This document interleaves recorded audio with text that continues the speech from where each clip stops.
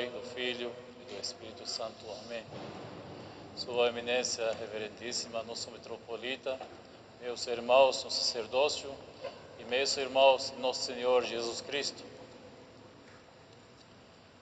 As palavras e as ações de nosso Senhor Jesus Cristo eram uma só coisa.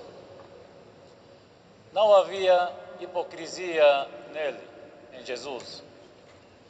Por isso, ele não apenas podia perdoar os pecados do paralítico, o Evangelho de hoje, como também podia demonstrar a verdade de suas palavras com milagres, porque é Deus.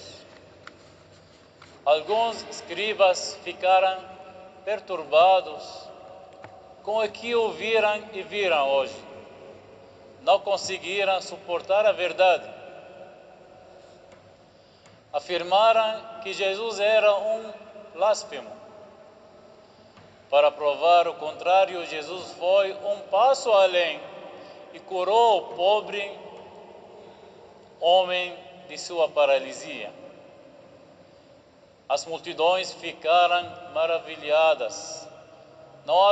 Não sabemos o que os escribas pensaram, mas podemos supor que eles foram tão teimosos como antes. Como é possível que a verdade esteja bem diante de nossos olhos e nós a percamos tão miseravelmente? A fé é uma coisa extraordinária. É diferente da crença. Fé é diferente da crença. Acreditamos em coisas, em credos e dogmas, em cânones. A crença é geralmente expressa em conceitos, noções e ideias, em palavras e pensamentos.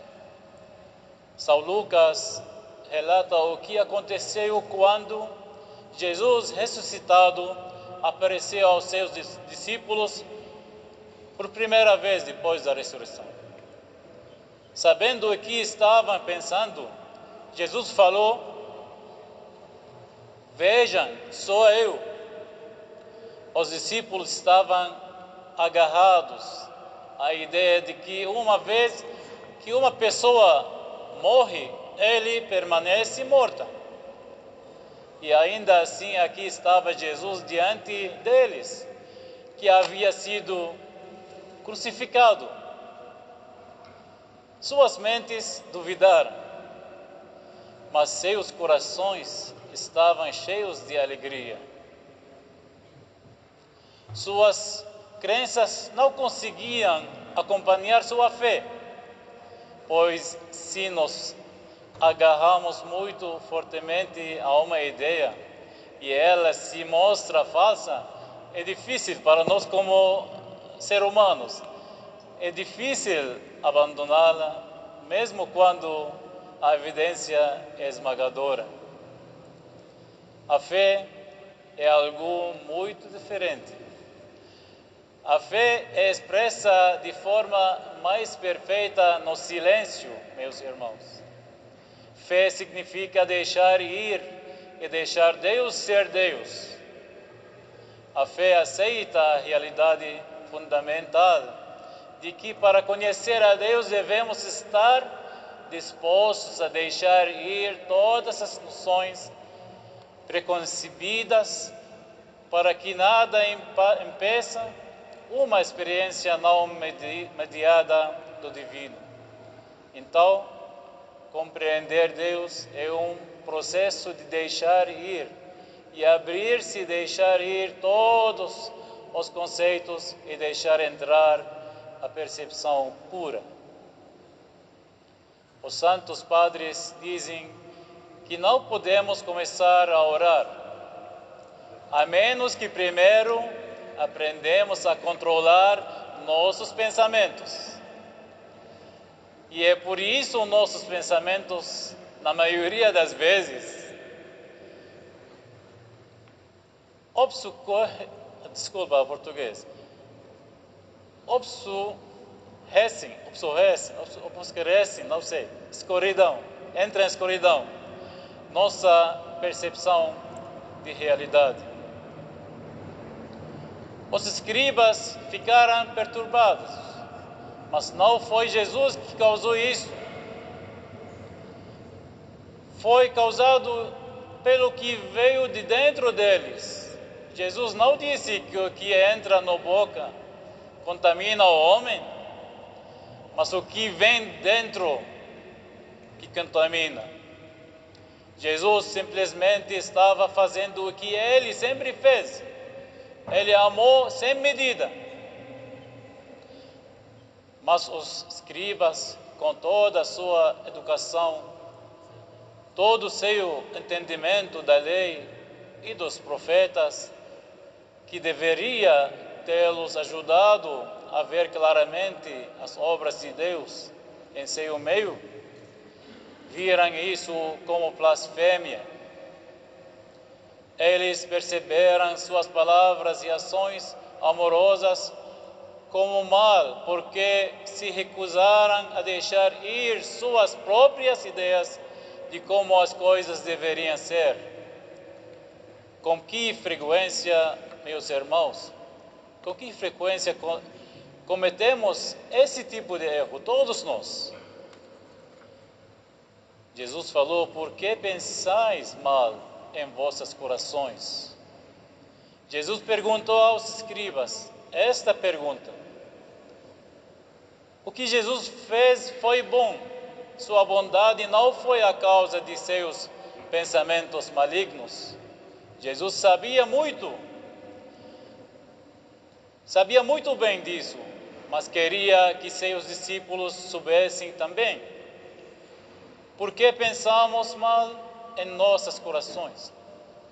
Não por causa do que está fora de nós, mas porque o que está dentro de nós é impuro. Bem-aventurados os puros de coração, porque verão a Deus. Aqueles que não são puros de coração não podem ver a Deus, meus irmãos. Os impuros só veem o mal e claro, culpam os outros pelo mal que vem, porque não sabem que vem de dentro deles mesmos. Simplificando, como São Paulo nos diz, devemos revestir-nos da mente de Cristo. Os puros, dizem os santos, veem Deus em toda parte e veem tudo como puro, porque os pensamentos que vêm deles são puros. O resultado é paz, amor, alegria, Deus e todas as coisas que tanto desejamos. Um bom sinal de que precisamos de arrependimento é quando pensamos que todo mundo é assim. Meus queridos irmãos e irmãs, para nos tornarmos puros de coração, devemos primeiro reconhecer nossa própria impureza e nos afastar dela. O apóstolo Paulo não nos adverte a não meditar em coisas malignas, mas a meditar no que é puro e amável. Quantas vezes ele aponta que muitos dos problemas em suas igrejas foram causados por dissimulados, murmuradores e pessoas divisivas entre eles, ou seja, naqueles que meditam em coisas malignas.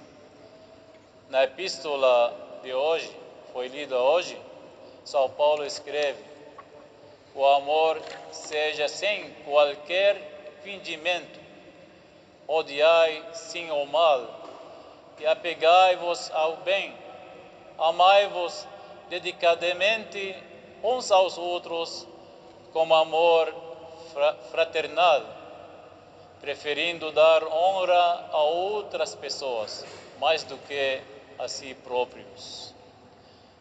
Não seria maravilhoso, meus irmãos, se amássemos uns aos outros tanto quanto afirmamos amar o Senhor?